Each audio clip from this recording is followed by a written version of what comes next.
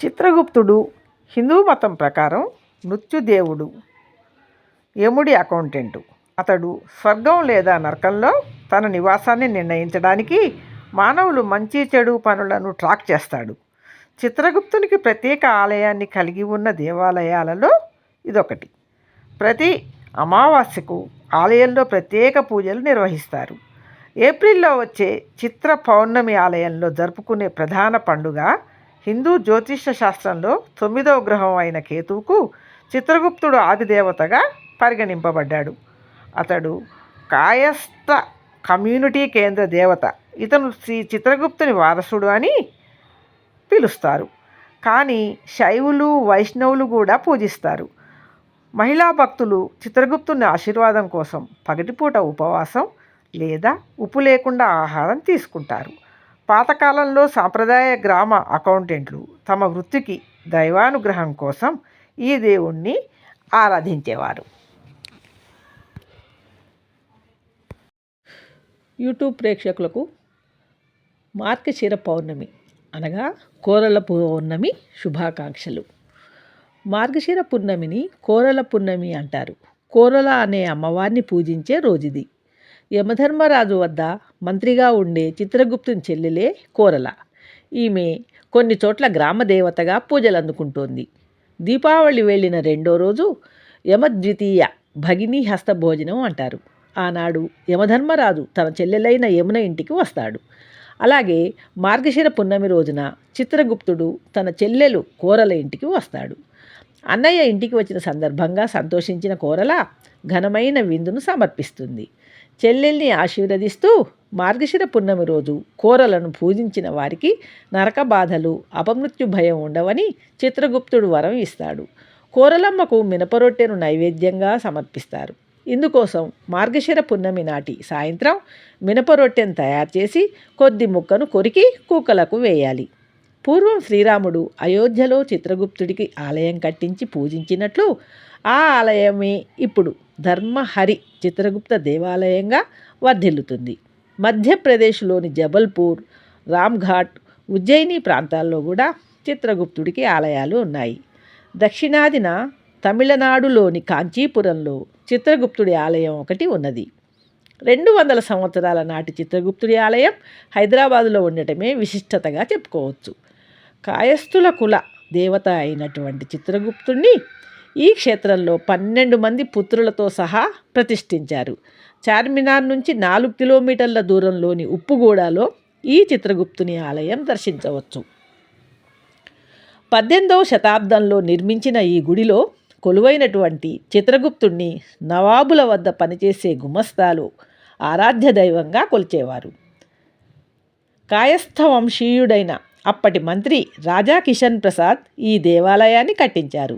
చిత్రగుప్తుడితో పాటు ఆయన భార్యలు నందిని, శోభావతి విగ్రహాలను ఇక్కడ ప్రతిష్ఠించారు. కాయస్థ వంశీయులు కేతుగ్రహానికి గురువుగా భావించేవారు. ఇటువంటి చిత్రగుప్తుడిని పూజిస్తే దోష నివారణ జరుగుతుందని ప్రగాఢంగా విశ్వసించేవారు. చిత్రగుప్తుడి ఆలయంలో 7 వారాల పాటు క్రమం తప్పకుండా పూజ చేస్తే కేతు దోష నివారణతో పాటు పెళ్ళి, చదువులు, సంతానం, ఆరోగ్యం ఇలా అన్ని సమస్యలు పరిష్కారం అవుతాయని భక్తులు విశ్వసిస్తుంటారు. ఇలాంటి మరిన్ని ఆసక్తికరమైన విషయాలు ఎన్నో ఉన్నాయి మన యొక్క చరిత్రలో. అందరికీ కోరల పున్నమి శుభాకాంక్షలు.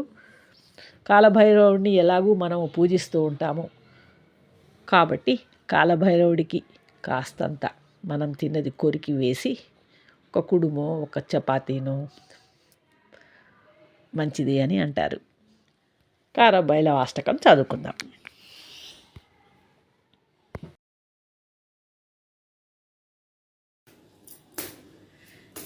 దేవరాజ సేవ్యమాన పావనాంగ్రి పంకజం వేళయజ్ఞ సూత్రమిందు శేఖరం కృపాకరం నారదాది యోగి బృంద వందితం దిగంబరం కాశికాపురాధినాథ కాలభైరవం భజే భానుకోటి భాస్వరం భవాబ్ది తారకంపరం నీలకంఠమిప్సితార్ధదాయకం త్రిలోచనం కాలకాలమంబుజాక్షం అక్షశూలమక్షరం కాశికాపురాధినాథ కాలభైరవం భజే शूलटङ्कपाशदण्डपाणिमादिकारणं श्यामकायमादिदेवमक्षरं निरामयम्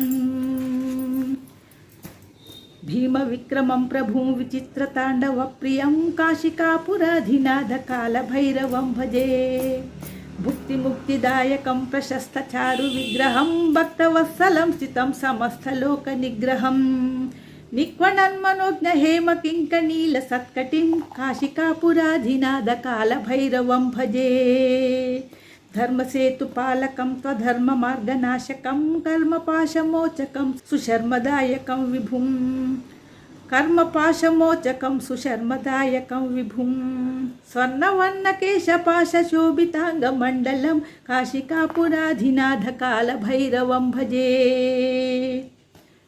रत्नपादुकाप्रभाभिरामपादयुग्नकं नित्यमद्वितीयमिष्टदैवतं निरन्तरं रत्नपादुकाप्रभाभिरामपादयुग्मकं नित्यमद्वितीयमिष्टदैवतं निरन्तरं मृत्युदर्पनाशनं कराळदस्त्रभीषणं काशिकापुराधिनाथकालभैरवं भजे अट्टहासभिन्नपद्मजाण्डकोशसन्ततिं दृष्टिपातनष्टपातजालमुग्रनाशनम् अष्टसिद्धिदायकं कपालमालिकाधरं काशिकापुराधिनाथकालभैरवं भजे भूतसङ्घनायकं विशालकीर्तिदायकं काशीवासिलोकपुण्यपापशोधकं विभुं काशीवासिलोकपुण्यपापशोधकं विभुं नीतिमार्गकोविदं पुरातनं जगत्प्रभुं काशिकापुराधिनाथकालभैरवं भजे